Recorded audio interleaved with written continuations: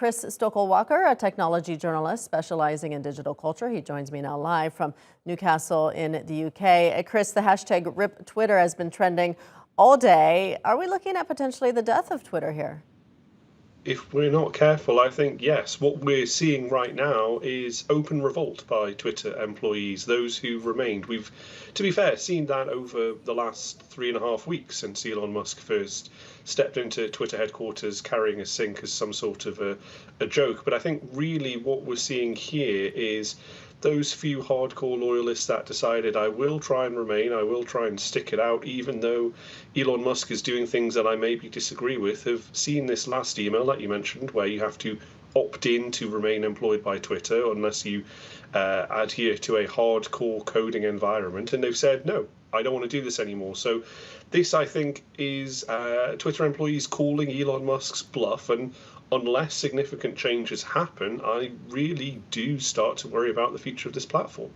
Twitter's offices are temporarily closed until Monday. What could potentially happen over the next couple of days if there's no one to manage the platform? Yeah, and this is a huge concern. So he's closed the offices in order to try and prevent any sabotage from unhappy employees. But with that come other risks. Now we think there are maybe around 900 or 1,000 of Twitter employees remaining from the 7,500 that we had 3 weeks ago. Suddenly it becomes dangerous if you can't get physical access to offices if something does go wrong. So between now and Tuesday, when the offices are going to be reopened, we understand, if there is a major critical outage, obviously something will happen. Someone will be allowed to go in that event, but the response would be significantly slower. And it's worth bearing in mind we have huge events coming up. The World Cup, for instance, where we will see lots of people discussing that on Twitter. If this site goes down, I'm not convinced that it will come back up as quickly as it has in the past. What does this all mean for people who use Twitter? I mean, not just casual users like myself, where I just post pictures of my cats, but I mean, advertisers and companies that depend on Twitter to reach out to, to people who follow them.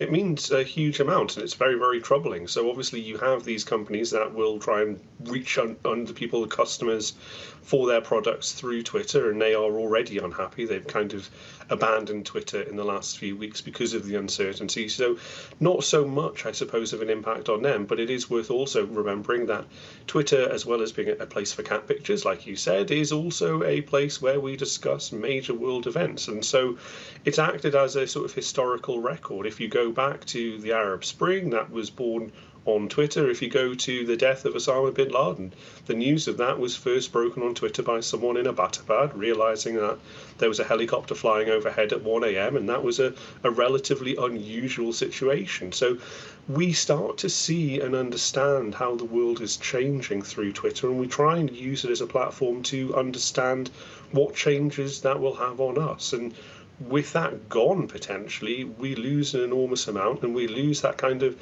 group connection around the world that we have for a good 250 million users of Twitter worldwide.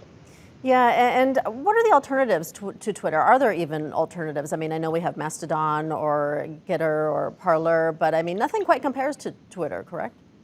Yeah, it doesn't. There's always an issue with one of the Twitter alternatives that have kind of cropped up. So you have Parler, which is seen as relatively unpalatable to many people who are not necessarily on the far right of politics. You have Truth Social, which is Donald Trump's version of Twitter, which again has its kind of big caveat with it because of its owner. Mastodon is kind of seen, I suppose, as the mainstream alternative in that it is broadly politically open to anybody who wants to be on it, but there are huge issues with that because it is a relatively more complicated platform to get onto in the first place than Twitter, which has put a lot of people off. And there have been some migrations, but maybe not as many as we would have thought. So not really a good alternative out there, which is a big challenge. All right, Chris Stokel-walker, thank you so much for your time.